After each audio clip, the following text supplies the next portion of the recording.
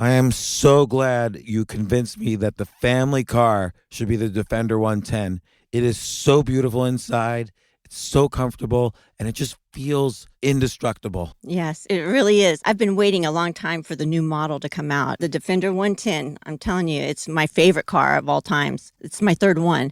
You know, I have stories of going off road. The guy managed the group. He was like, "What are you doing in this beautiful car?" I'm like, "I'm going off road." He's like, "Are you sure? Because you can use one of ours." And then they look like Mad Max cars. I'm like, no, we're going to do this. And he was shocked. Wow. Well, it's great because the Defender has been reimagined for 21st century adventure, and its unparalleled off-road ability as well as its robust interior are invaluable whether you're headed towards uncharted territory or just a weekend of exploration. The Defender 110 tackles challenging surroundings with absolute confidence. The SUV conveys strength outside and in, featuring peerless technology like an intuitive driver display and an award-winning infotainment system. That's my favorite part, to keep you connected no matter where the journey takes you. Adventure is unique to everyone, and so is the Defender. Choose from the two-door Defender 90, the four-door Defender 110, or the larger Defender 130 with the ability to seat up to 8 passengers. You'll find uncompromising performance in all three. So pack up and go even further with the Defender 110. Learn more at landroverusa.com/Defender. These days, we're all investors, trying to be smart with our money despite our worst impulses. But at iShares, we believe that deep down inside of every investor is a better investor. One that's just waiting to be let out. Explore iShares ETFs and insights and let your best investor out. Visit iShares.com for more information. This isn't your average business podcast, and he's not your average host. This is the James Altucher Show on the Stansberry Radio Network.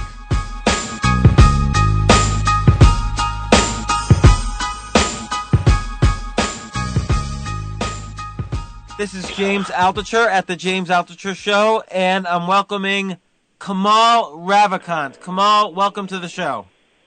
Thanks, James. Really happy to be here. Kamal, I don't even know how to introduce you. You've done so many different things, and we keep running into each other all over the country, whether it's venture capital stuff, personal improvement stuff, internet marketing, whatever. You're involved in everything. Yeah, or maybe I'm just talking to you, right? Yes, it's true. So you're the author of Love Yourself, Live Your Truth. You're a Silicon Valley venture capitalist. You're a Silicon Valley entrepreneur. You do all sorts of things with internet marketing. So I want to talk about all of these things because really, Kamal, the whole basis of this podcast is I want people to get the sense and the reality that they can free themselves from, whatever's holding them back, whether it's a job or fears about their education or fears about whatever, relationships. And you've been through it all and lived to tell the tale. So I'm just going to start asking questions and you go for it. Yeah, sure. And actually, one other thing was I was in the Army. It's like, I mentioned that because I'm very proud of that fact. And also, it just kind of shows I'm in such a different place in my life now than I was in the Army. But just goes to show you how life, you can just end up anywhere you want and utilize the experience that you had even when you were 18, now at 42. Okay, let's start with that, because why the heck did you go in the Army? You're 18 years old. You probably could get into some school or whatever. Why'd you go into the Army? I was actually in a state school in upstate New York for a year, and it was like 16,000 people. Everyone was from Long Island, and all they did was drink, and it was 500 people in my classes, and I would never go to class. I would just drink and get AIDS, and I was bored out of my mind. And I can't stand that whole getting AIDS thing. That's such a drag to get AIDS. So I was just bored, and I just wanted to be challenged. And, at 18, that seemed like the best way to be challenged. So I just walked in a recruiter's office, and he showed me photos of how badass you could be, and I was like, okay, this sounds right. And also, I was, having been, I was born in India but raised in the U.S. and being an immigrant and being, a young immigrant, you feel a certain level of patriotism and like gratitude to your country that you want to pay back. And so I did that as well. So I actually left school and joined the Army. Well, and what did you start out as, a private? Yeah, I did enlisted. I was 11 Bravo at Fort Benning, which was infantry. I took the AFLAB, and that's a test they use to determine what specialty you can choose. And I scored like 98 or 99 percentile, so I could have chosen anything, and I chose the one that the people who basically failed the ASVAB take, which is infantry, but which is what really the military is about, the foot soldier. And I tell you, that was like, it was a great training in life, at 18 to be like being taught like people shooting at you and how to lead a team of men under stress like that. You carry that with you for the rest of your life. Yeah, and this wasn't like, even though this was during the kind of the end of the Cold War, it was short. It was probably not too many years after the Gulf War, so there was potentially a reality of going to war. Mm-hmm. Yeah, but you don't really think too much about that when you're 18, honestly.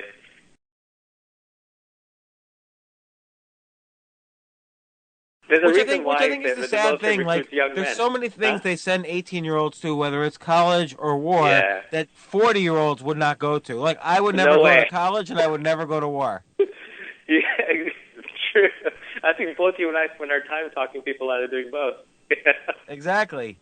And yet people act like, oh, no, it's patriotic to join the Army. These people are defending you. I'm fine with that, but whenever I put back the argument, okay, well, you're allowed to volunteer too, and you're 45 years old, nobody ever says, okay, yeah, I'll volunteer instead of my child.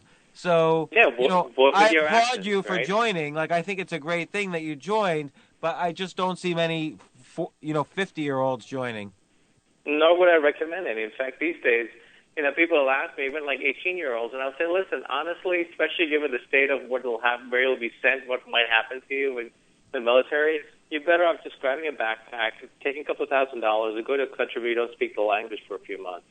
You will grow just as much as you would have in the military. It's the level of being thrown in situations where you're just not comfortable. Every day you're being challenged, which is what the military is really about. I would say, too, that's a good choice for any 18-year-old, even those 18-year-olds who are trying to decide whether or not to go to college. And I've talked about this on other podcasts, and you and I have talked about it quite a bit. But just in general, getting life experience is incredibly valuable as opposed to any organization or institution which is going to try to regiment you, which is either, the Army or college. But again, the one thing about the Army, which I have to say, and I wish I had done it, is that you get a very good workout for at least 6 months. It did. I'll tell you something interesting. I used to be very, very undisciplined before the Army, and that was part of the reason I thought it would teach me to be undisciplined, because I never went to my classes, and I just drank a lot, typical college freshman. And I learned something, which was in the Army, they can yell at you, scream at you, and they can force you to do stuff. In the end, you have to step up on your own and do it. Like, I remember, there was in boot camp, your PT test, by the time you graduate, you have to score a certain amount on it. And if you score really high, Tracy had to call you PT stud. And I was like the smallest guy in my unit, right? Like, I was like the only brown guy in the military, I think in the U.S. Army at the time. This was 1990, at least enlisted-wise. And so I had a bit to prove. So I kind of made a mental decision that I was going to be a PT stud in my unit. I was going to beat everybody's PT scores. So I remember, we would come back to a barracks, really exhausted and fall asleep at night. And while people would be sleeping, I'd be underneath my bunk doing push-ups. Now, there was no drill sergeant yelling at me, no one telling me to be in better shape. But it was like a little decision I made for myself, like a little, commitment I made to myself that I was going to be better. So I was actually doing that on my own, just on top of all they were making us do. And that was a great lesson. How many push-ups did you do? I was able to do, I think, 90-something in 2 minutes. Oh, my gosh. And how many can you do right now, 20 or 30 years later, however many years later it is? Honestly, I can probably do about the same.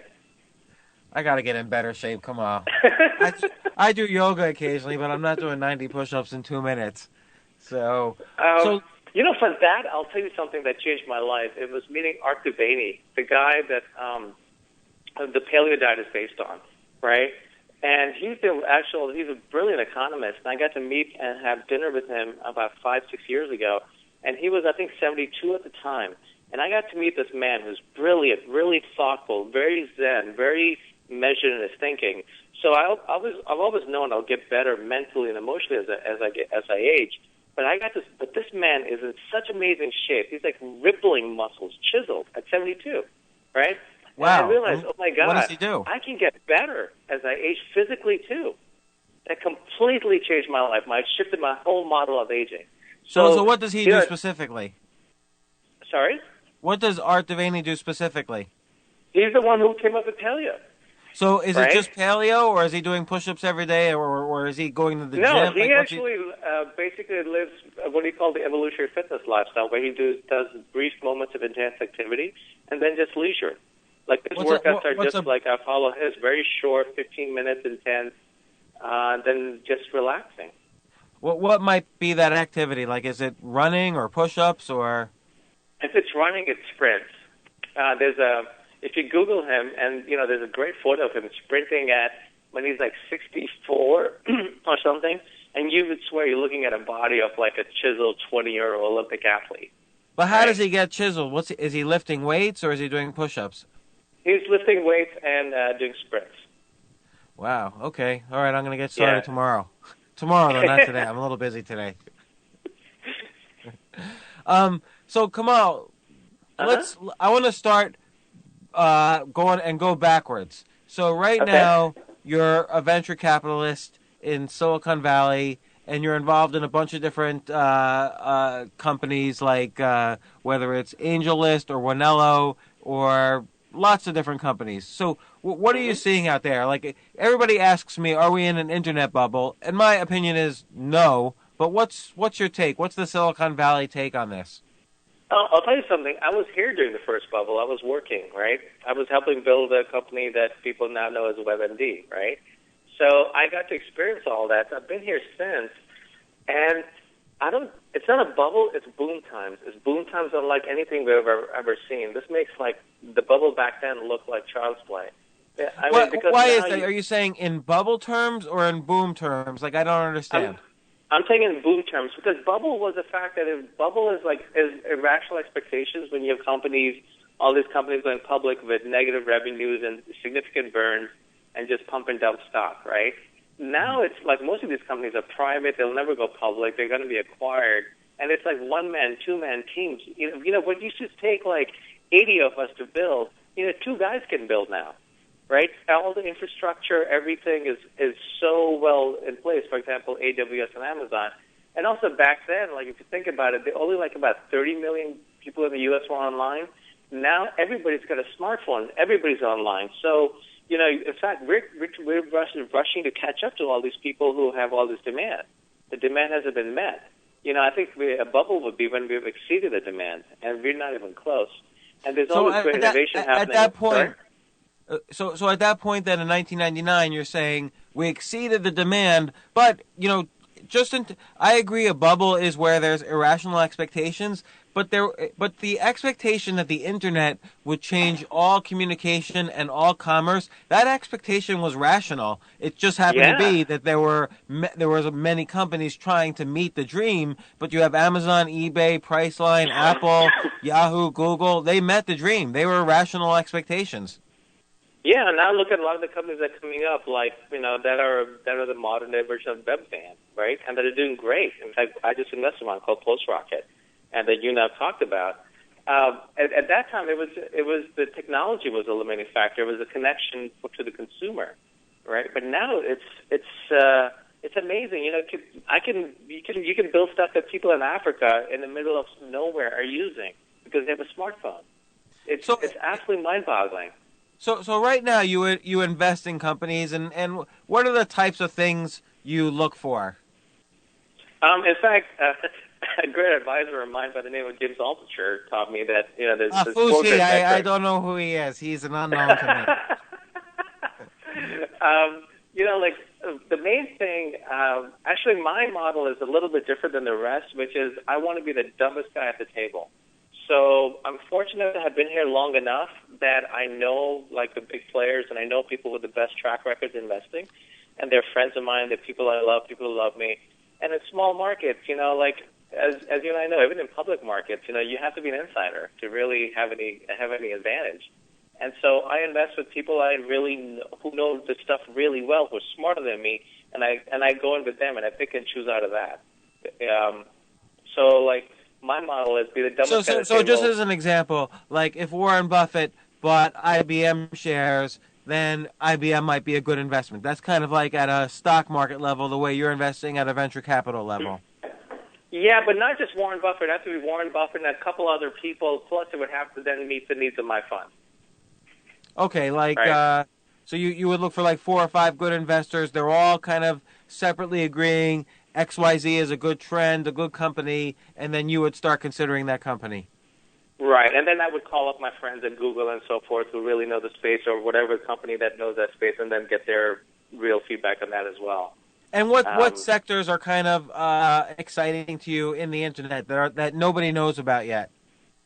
Well, that nobody knows about, what's everybody knows about Bitcoin, but what's coming up, and, right now, I don't know if it's the time to invest because no one really knows which one's going to work, but it's the whole concept of blockchain, which is what Bitcoin is built on. That, like, every smart person I know here is so excited about because it's literally like the new Internet.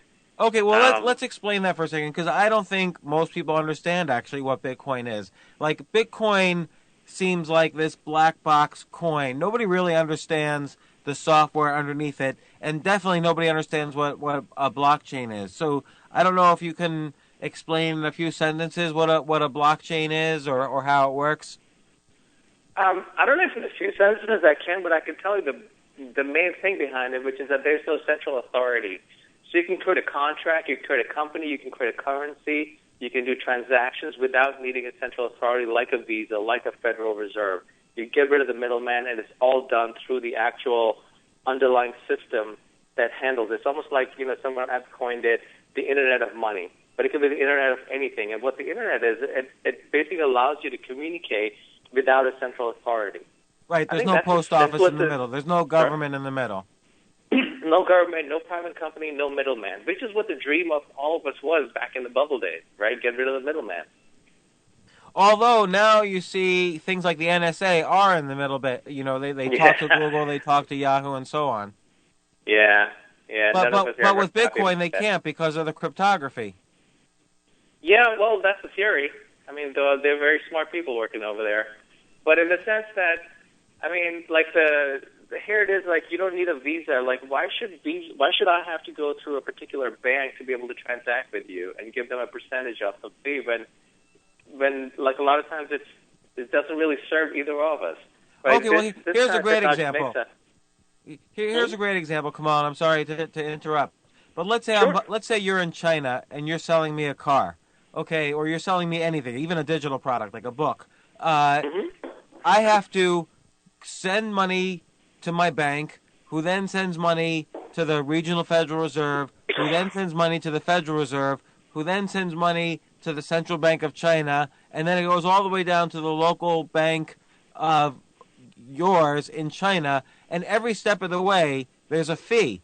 And all of those fees added together, that's inflation. So if we can wipe out all those fees by me just sending you a Bitcoin because it's cryptography, there's nobody other than me who can send you this Bitcoin. Like, there's no way to forge it. There's no way to fake it.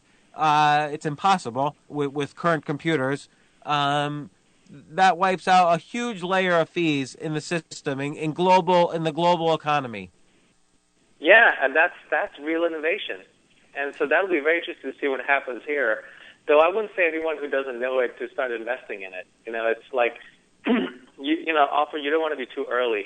As you know, in the market as well, if you try to short something that is just overpriced, well, the market may just keep it going forever, and then when you run out of money, that's when it gets correct.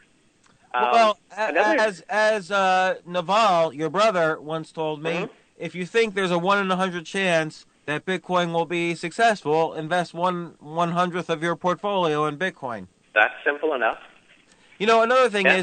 is cryptocurrencies in general. So there's not just Bitcoin. There's lots of different types of, currencies based on cryptography. So if you are a picks and shovels guy, so as opposed to the gold, let's say Bitcoin's like gold. So instead of Right. investing in the Bitcoin, you invest in the companies that, let's say, help people create stores for cryptographic currencies, or help people create, derivatives for cryptography currencies. These might be, better investments than the currency itself.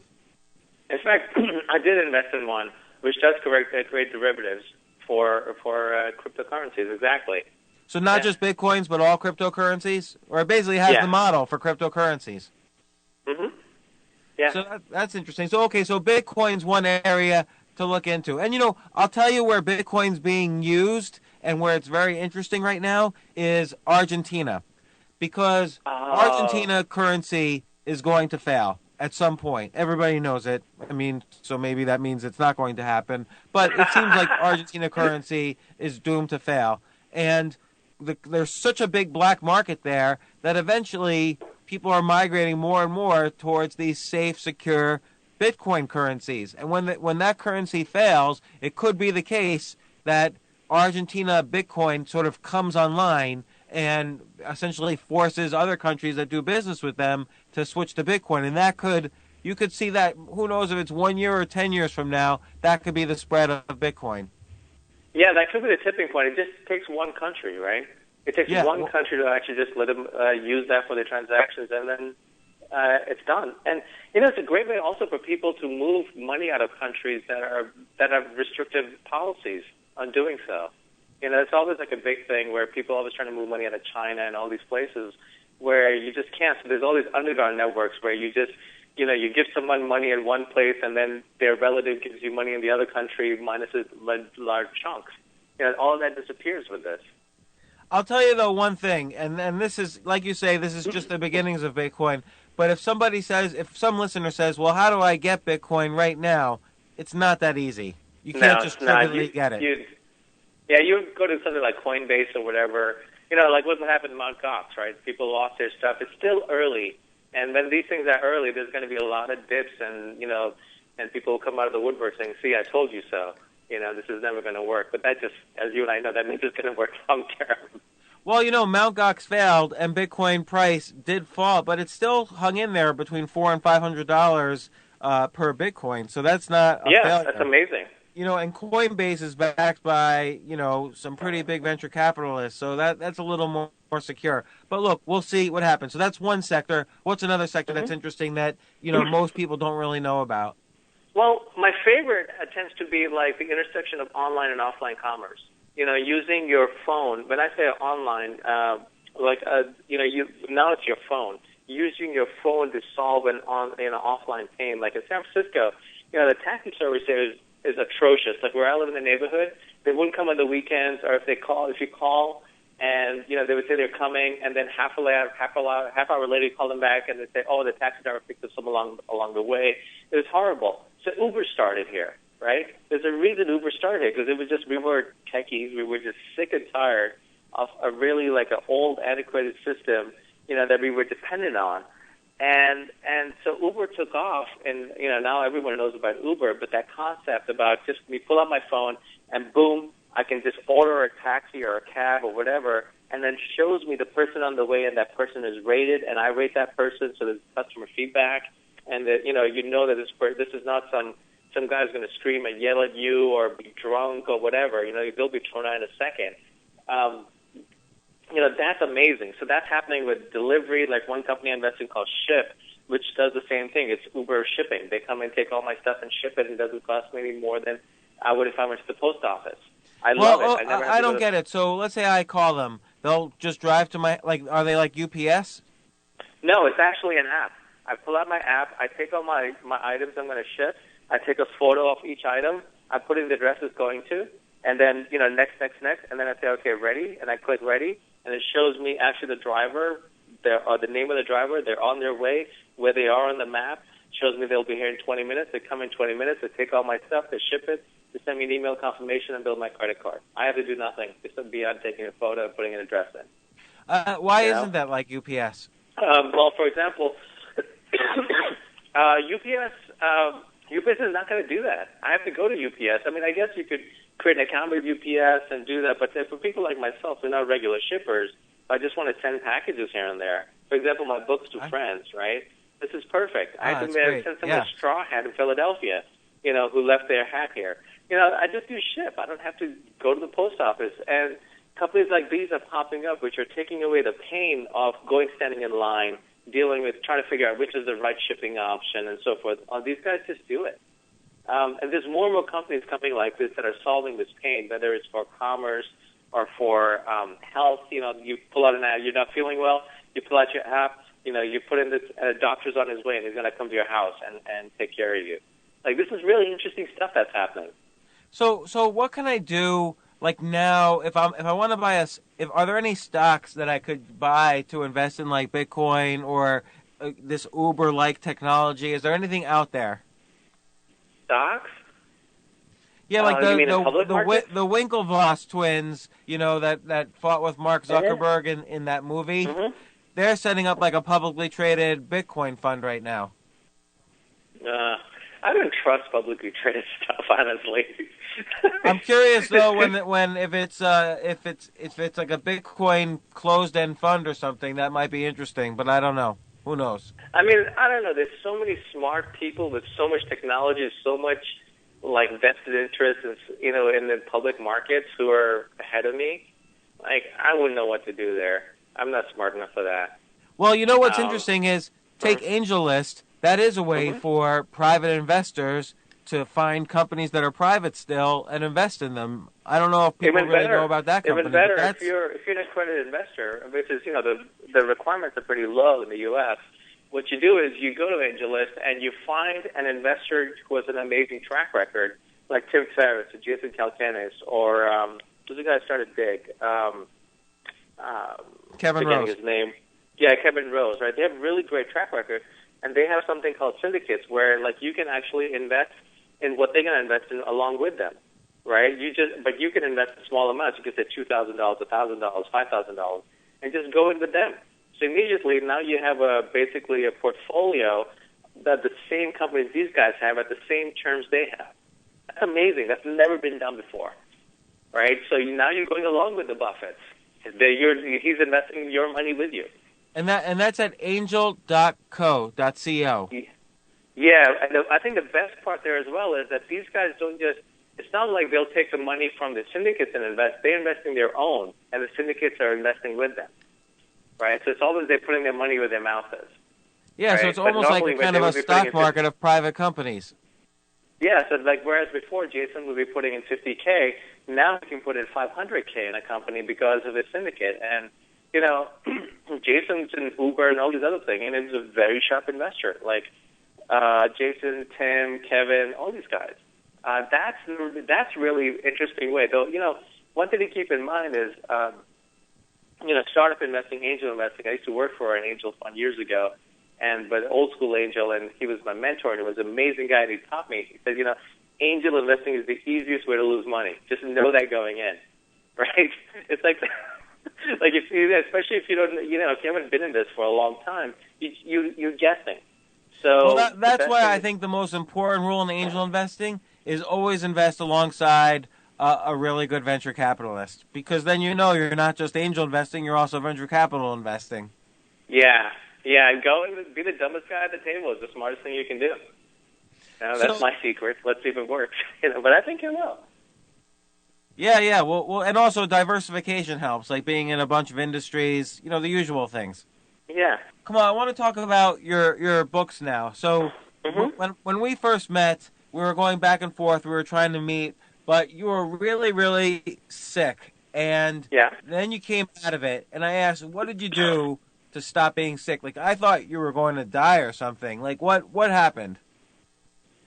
This was when I was building my last company, and I went all in, and it just really looked like it was going to be a big hit. And I had all my money in it, and my friends put money in it, family put money in it, and the whole thing blew up, and I lost everything. I was in serious debt, and people had lost money. I got really, really sick. I've worked for nonstop for like 3.5 years. I think last year was when I finally started taking Sundays off from the office. Like, I hadn't taken one vacation. It was just, just insane.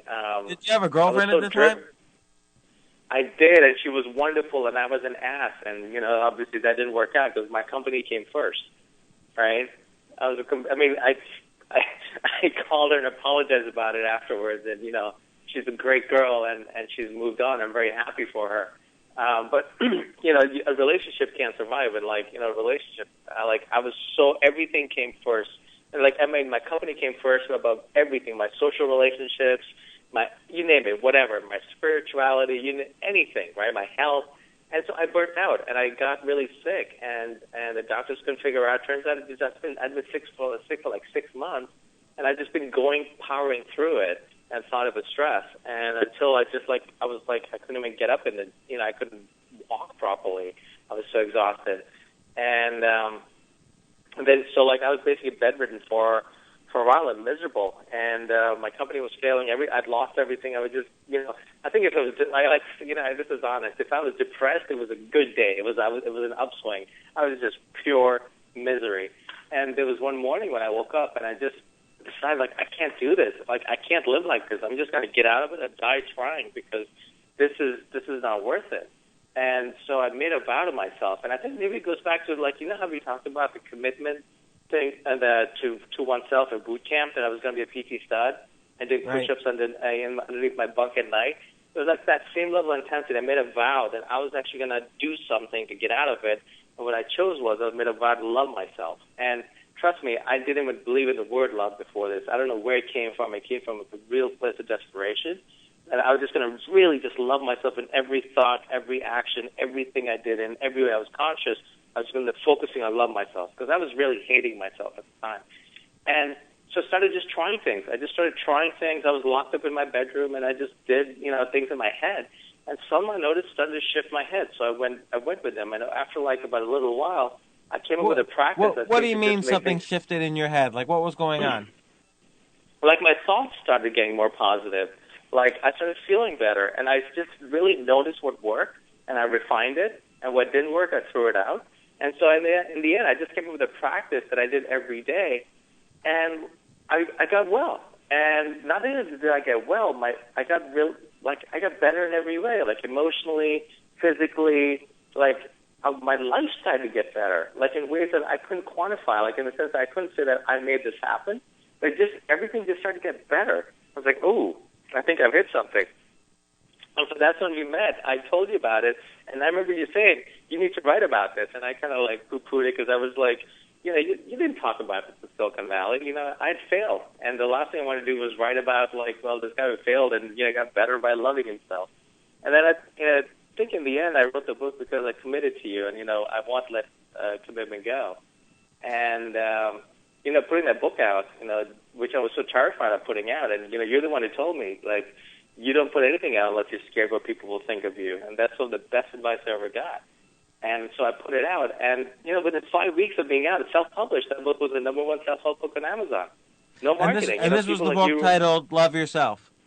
Love yourself like your life depends on it. Right. Yeah. And it was very simple, very honest. I mean, I taught myself to write over 15 years really obsessively, so I know how to write, how to get a message across simply. So I worked very hard on it. But in the end, it was just a simple, to-the-point book that's, I get emails every day from people about how it's helping them, changing their lives. And putting that book out changed my life, just showed me the power of just really being your honest, real, vulnerable self to the world. Being ready to be a laughing stock. And you know what the world does? It just loves you. It just people are so hungry for it. I think people. Putting that book out changed my life. I think people relate to it because everybody. I don't know about everybody. I don't want to speak for everybody, but I think a lot of people are scared out there. We live, even though you say times are booming, and I believe that, we also live in this era of greater economic uncertainty than ever before. Probably because, the notion of the safe 9-to-5 job has been gone since 2008. Yeah.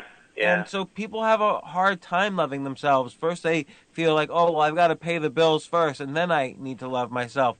Even though I think your book shows that the reverse happens. Yeah. First, it comes from within.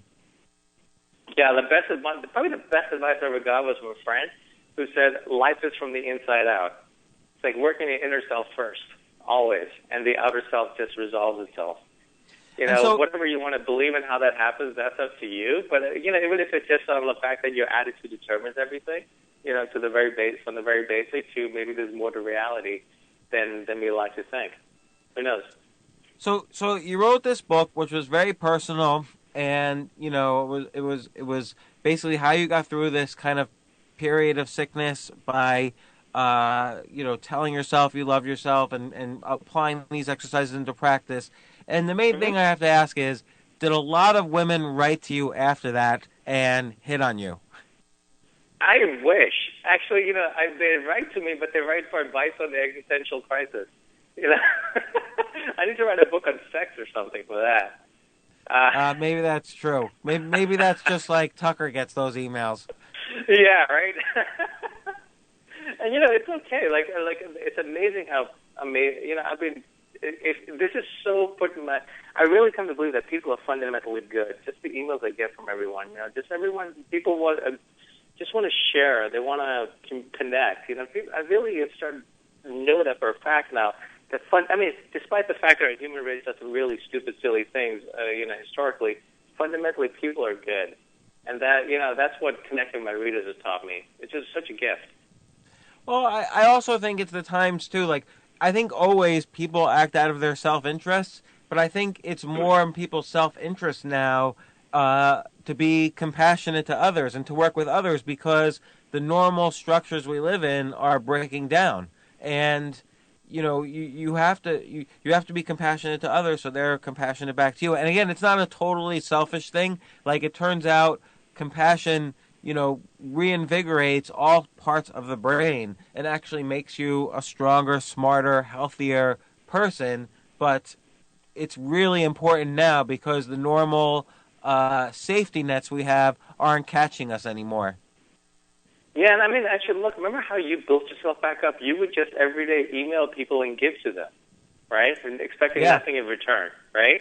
It was just if that is the best way to build yourself up in life. Like, forget working your career or whatever. This will take care of it. Well, you have some great blog posts on it, and also you talk about choose yourself, how you did that. And, you gave. And you give, and people give back in amazing ways. It's true. People, if you help others, not everybody, but people who are really also in tune themselves, the people you want to are going to give back to you. And I have found for myself over the past 4 or 5 years an amazing community that I never had before, only because I started doing my own version of what I call a daily practice of health for myself and of giving to others. Yeah, and your daily practice, honestly, I think is the best thing ever written on the internet. Oh, I really do. Thank you very much. I tell people that's what the internet was created. It's for that one post. What is it? How to be the luckiest guy alive? Yeah. That one post. I think I sent everyone to that post. In fact, my second book, I have a chapter about it. Like, go read. That's the reason the internet exists. Go read it. Yeah, live your truth. So you wrote 2 books, and talk about that. Like, I think you've for me, you sort of changed the definition of a book, because these were small books. They were self-published. You've made a good living off of them. They've sold quite a few copies. They both were bestsellers. Love Yourself still consistently sells quite a bit. What can people do to what did you do to market these books, if anything? Well, Love Yourself, I actually hid underneath a rock and pretended I didn't exist after I put it out. You wrote a blog post about it, which launched it. And then just, it's like, that's like when you launch a product or an app or a company, anything, right? You can almost game the system if you want, but that's short term. In the end, if the product is quality, it markets itself. It's as long as the key is you put it where people are going to be. Like I could have written that book as like 20 or 30 blog posts on my blog, and 20 or 30 people would have read it, and that would have been it. I took that same book and same information, crafted it as a book, and packaged it as a book, and put it in the world's largest bookstore, Amazon. Right? Everyone goes to Amazon to buy books. And what happened? People were there looking for this kind of information, and it was really that simple. I tell people either do not try to be a special. You and I talked about this. Don't try to be a special snowflake on the web. Don't create your own little special fancy site and just think because Google exists, people will come find you. If you build it, they will come. Go where people are. Create something of value, right? And that ultimately people will pass around, which is what happened with mine. Like, people tweet about it every day. Every once in a while I'll Google it and I'll find all these new blog posts people have written about it, or all these amazing people just tweet it on their own. Like Cheryl Richardson tweeted about it, Tim Ferriss tweeted about it. Like, I never asked them. I mean, I didn't even know Cheryl. That's how I got to know Cheryl, was because she read my book, right? And she found it through some other source. The key is really this simple. Create something of value, that's more about giving to others than to yourself. And then put it where people are. If you're like creating videos or movies, put it on YouTube. Do not create your own special site. If you're doing, there's books, movies, it's a podcast. Don't create your own special site and do podcasts there. Put it on iTunes. People on iTunes searching for podcasts. Go where they are, and I think that's like the 80% of the secret right there. Create something of value, put it where people are, and that's the beauty of the internet. And what we've built over here is that's available. Middlemen, you don't have to go to a studio executive or a movie executive or even a book publisher. Right. Again, it's sort of like what you were saying before about Uber. You don't have to go to a taxi cab company to get a taxi. You can just take your car out and join Uber's, fleet of drivers, and now you're a driver. And actually now a lot of the Uber drivers I meet are former taxi drivers who love it because they control their hours. They can turn the app on and on, work whenever they want. They get paid, paid regularly. They don't have to kiss up to any dispatcher. They don't have to pay all the exorbitant fees. They don't have to worry about medallions. It's actually created a whole, system of entrepreneurs, real-time freelance entrepreneurs. It's a very interesting economy that's developing out of it. Yeah, so it's interesting. So it's almost like the employment numbers are not really telling the full story of what's happening in this economy, because we also have this booming innovation economy as well, where people could be solopreneurs, kind of one-man entrepreneurs, and create these businesses, whether it's you writing a book or a driver joining Uber. I've seen some drivers get a fleet of cars and have their own kind of limo companies completely under the umbrella of Uber, taking care of all the logistics. Yep. Now you have basically, fundamentally, Uber is just a dispatch service that has a distribution, right? A dispatch service that anyone could plug into. Yeah. So I can take my car out. Well, I don't have a driver's license. Claudia can take our car out and call up Uber and say, I'm joining Uber right now. And suddenly they'll dispatch her to whatever the closest rider is. Yeah, and now then you have this beautiful Argentinian woman driving around. Yeah, I'm going to have to call up all the time so no guys hit on her or anything.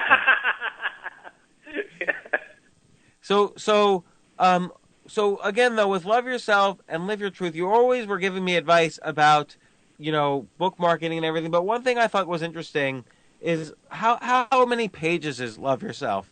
Oh, God. The paperback, I think, is 50 or 60 pages. It's short. It's less than 10,000 words. Right. So no publisher in the world would touch a 50-page book. And yet you were able to publish that and sell more copies than 99% of the books sold out there. And amazing, huh? It changes the publishing industry. Yeah, I mean, I have agents contacting me now and, trying to get me to go to publishers. So they keep on saying, what are they going to do for this book that I can't do that basically Amazon is not doing for me? And no one's going to be able to answer that. They say, well, again, your bookstores, but then we'll also take we'll own the book, we'll own the rights to it, and also we'll give you far less. It makes no sense. So what do you think your next book will be? Basically, I'm following the Louis C.K. and George Carlin model, where I want to write one book a year based on everything I've learned from the last one, since the last one, right? So not repeat, not like I Love Yourself 2 or whatever. Whoever I am now, the things I've learned, write that. So I'm kind of writing a book right now based on some of the talks I've given, where I was sharing new stuff I've learned and see what good comes, see if I can craft something valuable out of it. And so that's just one book a year. What new stuff have you learned? what new stuff have I learned? I think I've learned more. Like, I think you and I've talked about this. So we've been at the bottom, right, a few times in our lives. And we can always write more material out of it, but at some point, like when you're on the upswing, you want to write about what you're learning there too, right? So I'm writing more about that, about more on the entrepreneurship side, like what it takes. And when I say entrepreneur, I mean like doing anything worthwhile in life, anything that's an expression of you. That's my definition of entrepreneurship. It doesn't have to be running a business. It could be writing a book. It could be raising a child, whatever, just an expression of you. And just, I've learned, I'm surrounded by like some insanely successful people, repeatedly successful people. I've had some success. I've had failures. Fortunately, I've learned from them. And, I've learned it's all a mental game in the end. It's always a mental inside game. So I'm writing about that, what it takes. Because, you run into people all the time and they just stop with fear. And it's almost like, well, fear's part of the process. Fear is the beacon. Fear is like, oh, good, you're up to something. You have to, it's almost like take the same emotion but look at it differently. So I'm kind of exploring that right now. Yeah, I like that. I might have to steal all of that. Sure, Jim. I need material. So, what was the business that failed?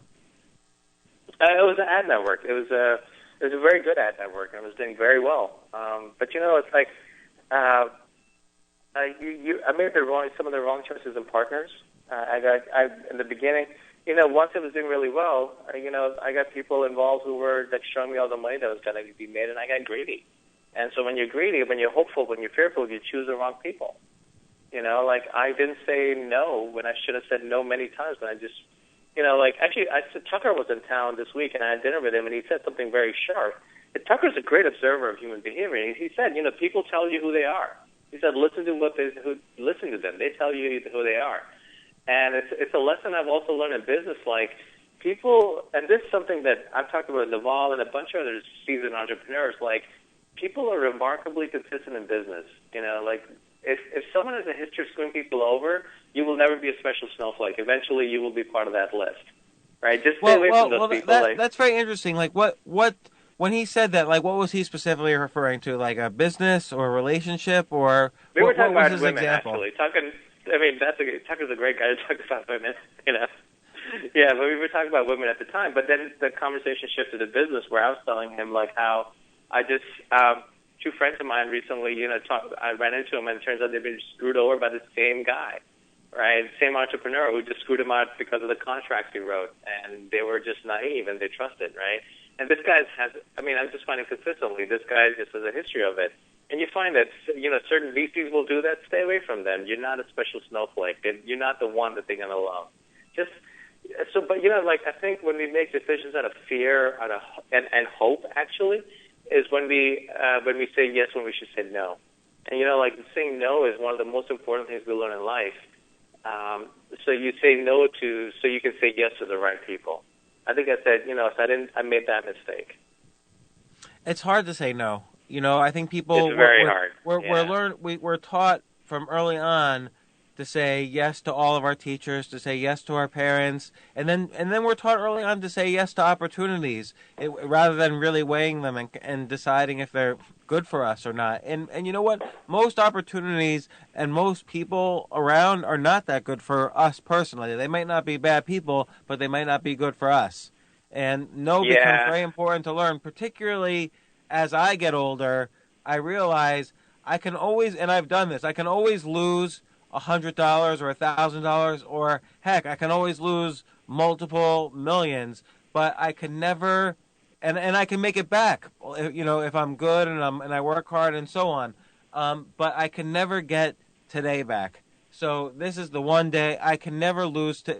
I could lose today. Like this is the day that could go, and time is very important. And no is what protects your time. And actually, you told me this, or Claudia told me this. So, like, saying no, gives the space for the yes for the right opportunity for the right person. Because otherwise, it's the old Zen thing about if you keep on, you cannot fill a full teacup, right? The teacup has to be empty for you to be able to fill it. If the teacup is full, if you're full of because you said yes to wrong people, then the right people, the right opportunities won't appear or won't be available. Yeah, that's really true. So okay, so switching gears to Silicon Valley again. Mm-hmm. What I sort of feel like, things like Twitter, Facebook, all of these companies, they create hundreds of billions of dollars in value. Like the whole West Coast must be booming with everybody buying, like, everybody spending all their new money. Like we've had we've had this IPO boom in the past year where $300 billion in value maybe has been created. Yeah, the area where I live in, I'm actually looking at my living room window. It's like the rents are just gone up insanely, just absolutely insanely. And I'm looking out, there's cranes everywhere. So San Francisco's starting to feel like Shanghai. It's really weird. Does that trickle down into the economy in any way, like more startups getting funded or? Yes. Yeah? That is one of the beautiful things we have in the Valley is like once you make money, you just become an angel investor and you invest in new entrepreneurs.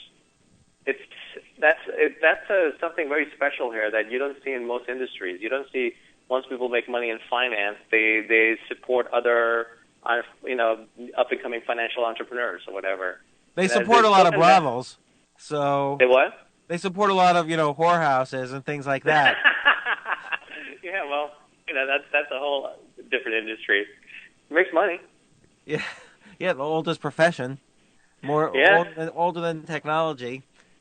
So, so what else? What else is going on? You're looking at all these companies. Mm-hmm. So I'm running this fund, which is just great. I get to, I mean, it's like talk about not getting old. Like, you keep yourself mentally active. You get to meet all these entrepreneurs who are just doing great new things, and I get to learn from them and see what's coming down the road, and hopefully invest in some of them. Like, what's a typical day? What did you do today?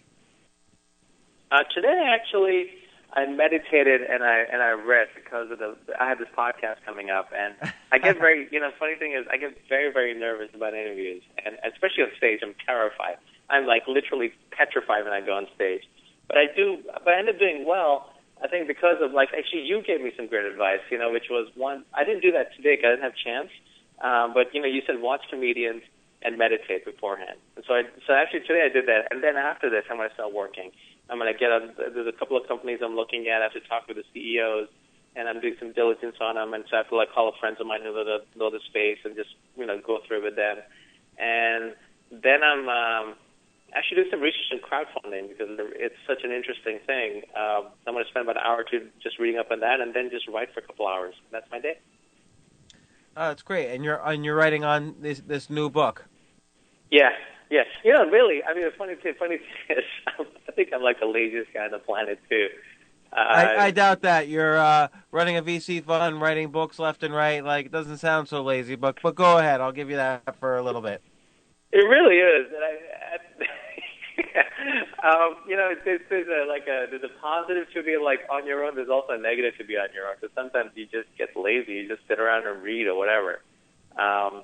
But it's the 80-20 rule, which is sort of identifying, for people who work 60 hours a week, really only 12 hours of that provided 80% of the value. So it's a matter of discerning which 12 hours are the important ones, and spreading that over the week is only a couple hours a week.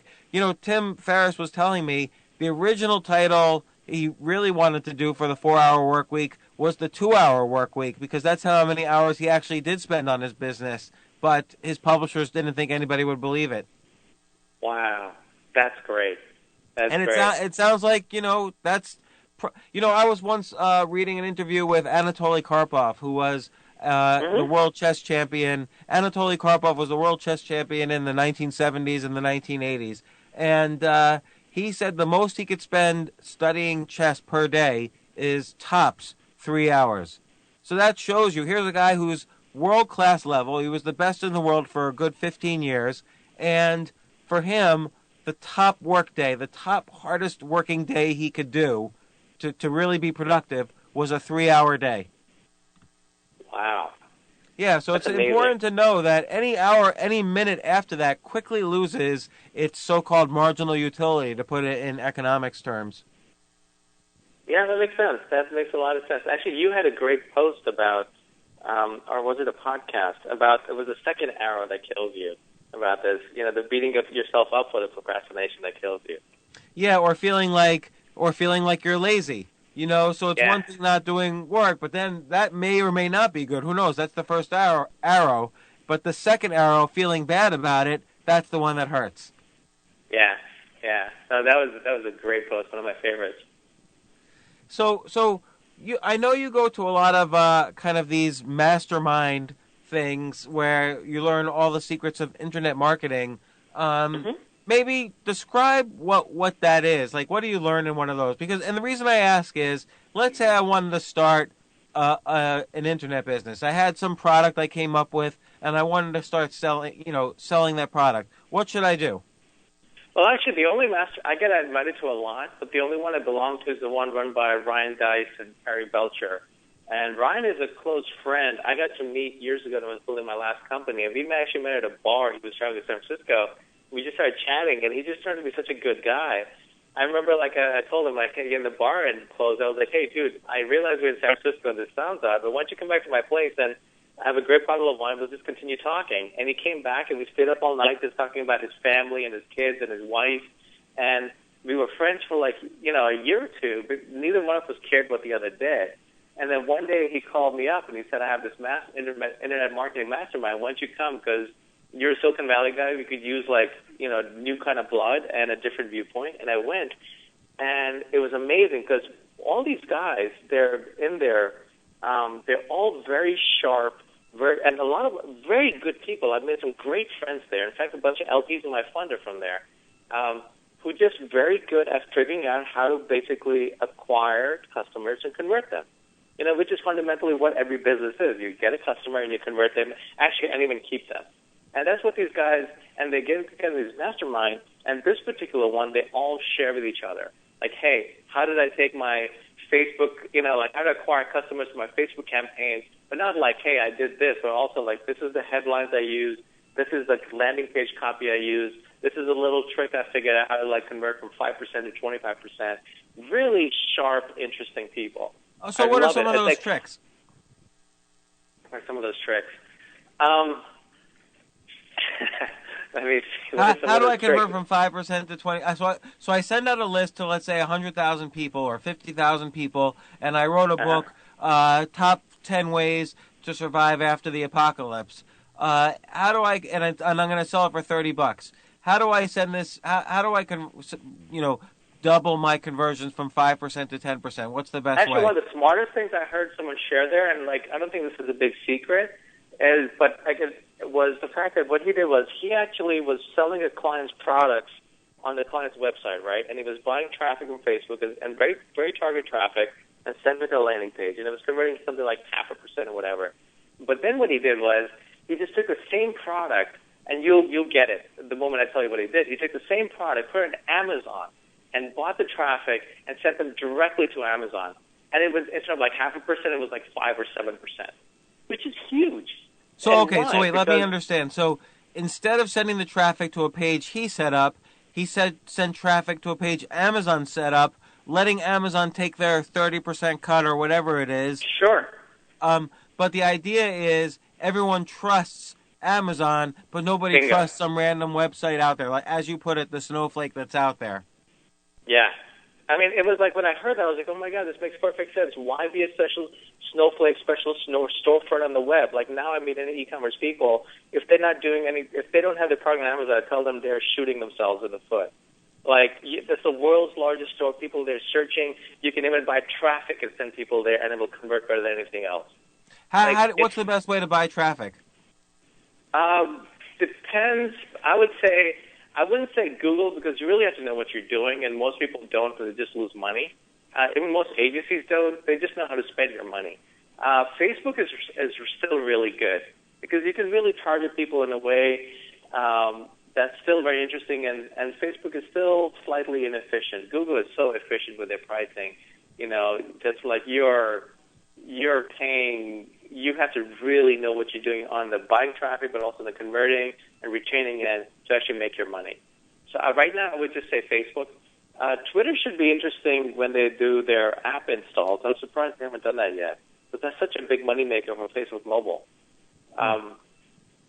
But right now, I would just say simple. Like if someone who doesn't know the internet, but you can go to Facebook, you can read up on how to do their stuff, and start with like a $20 campaign and see what happens. I would say do that. And so let's say my report. Let's say I have a report, 50 ways to survive after the apocalypse. You're saying kind of construct it as a book somehow. What if my price is like way beyond what people consider a normal price for a book, but not necessarily way beyond what's a normal price for an information product? Is Amazon still like the best place to send thtraffic to? You know what? In that case, what you do is you create a low-end product, and this is actually another thing I learned from Ryan's mastermind. And it's those guys do a conference called Traffic Conversion, which everyone should go to. You learn so much there. You learn all of this there once a year in January. Is you basically create something called a lead magnet, where rather than your $30 book, you create a 99-cent book, right? And with really valuable content, but that's just a small piece of the bigger pie. You create that, and you sell that, or you even do it for free. So people come to Amazon, get it. People love it, give good reviews because it's valuable, it's cheap. But in there, you can talk in the end, like, listen, if you want to learn more, here's the bigger one, and link up to that, right? Or give me an email address, and I will send you more and better stuff. And once you have email marketing is probably another thing I learned from these guys is the most effective marketing that exists. But you have to know what you're doing there, right? But it converts better than anything else. Yeah, that's definitely true for me. Yeah, so like you could create something of like a low margin, high value product, put it on these sites, and use that to convert people into the larger value product. People do that all the time. Like one of the guys in there, Harry, talked about how if someone spends $7 on a product from you, they were much more likely to buy a $1,000 product than someone who didn't spend anything. So get the people to spend that initial part, that initial small little part, and then give them great value. You always have to give value. If you're not giving value, you're scamming people, and it'll catch up to you, right? Right. So create something of really high value, really low price point, and then offer from there the bigger piece, the much bigger money piece. Well, so now let me ask you this. Do you think you'll ever choose between, writing / internet marketing and being a venture capitalist, or you think you'll pursue both? Well, I don't do internet marketing. I just learn it because it's so interesting. But I learn it so that I can help the companies I invest in, right? And customer acquisition and traffic, all this other stuff I wish I'd known when I was building my company. Like customer acquisition is such a fundamental, basic thing of building a business, and most people pay no attention to it, right? So like I learn it as it's intellectually really stimulating for me, and also I can help companies here in the Valley. I haven't done anything on internet marketing. I just hang out with the best and learn from them through this mastermind. As far as choosing between venture and books, I think I found my calling with both. I don't think I want to be a writer like nonstop full time because I understand now why the great ones become alcoholics and kill themselves. Why is that? Because you have to go into your mind and into your heart and emotions and go through everything, stuff that most of us spend our lives avoiding. You have to write for a great writer, to be a great writer or artist. You really have to go into yourself. And we spend our entire lives running away from ourselves. Right? You have to go through the gunk. So I would do both. What are some of your favorite writers who have killed themselves or become alcoholics? Oh, Hemingway. I mean, I remember when I read his biography by, I think, Hodgkins. I cried at the end when he talked about when Hemingway killed himself. But I got it.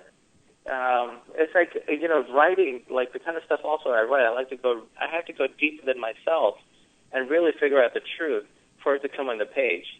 I don't want to write from theory. And so, writing is, it's interesting. I actually blurted out the other day to my mom, I think the only good thing I've done in my life is those 2 books. It was really interesting that I felt that. And I think I do because I think everything else I've done selfishly, and those 2 books I did for the world, to give. Well, there's something really- one contributes to the other. Like your life is preparation. Your whole life beforehand is preparation for writing the book. That's a very good point. Yeah. I find for myself, because I sort of believe a blog post, so I write a lot of blog posts, obviously, and I sort of believe a blog post doesn't have value unless I can put my own personal story into it. And now I have over 600 posts, plus many other like Facebook posts and email articles and stuff.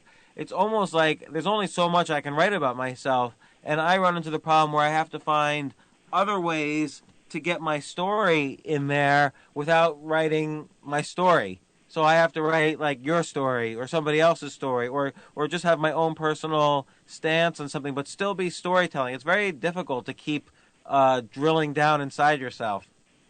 Yeah, but it makes you better at your craft, and I think that's what's required, right? I think I read a thing about Picasso where like they wouldn't let him in museums because he would be in museums and he would be touching up his painting. Like you're always working, getting better. Yeah. That's really funny. I didn't know that about him. That's a good one. So, well, Kamal, thanks so much for coming on my podcast. Finally, after this is the 6th month of my podcast. This is fun. I can't wait to see it live. Thank you for having me.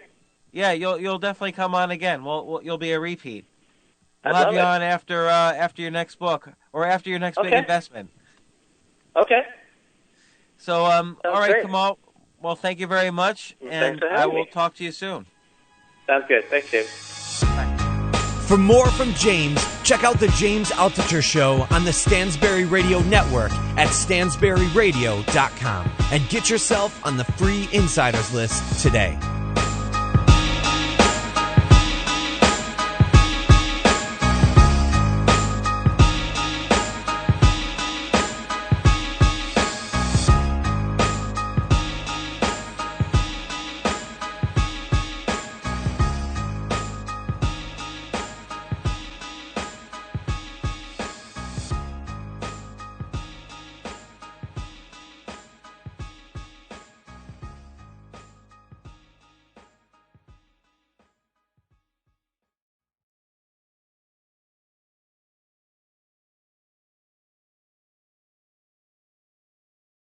AI might be the most important new computer technology ever. It's storming every industry, and literally billions of dollars are being invested. So buckle up. The problem is that AI needs a lot of speed and processing power, so how do you compete without costs spiraling out of control? It's time to upgrade to the next generation of the cloud, Oracle Cloud Infrastructure, or OCI. OCI is a single platform for your infrastructure, database, application development, and AI needs. OCI has 4 to 8 times the bandwidth of other clouds, offers one consistent price instead of variable regional pricing, and of course, nobody does data better than Oracle. So now you can train your AI models at twice the speed and less than half the cost of other clouds. If you want to do more and spend less, like Uber, 8x8, and Databricks Mosaic, take a free test drive of OCI at oracle.com/advance. That's oracle.com/advance. oracle.com/advance.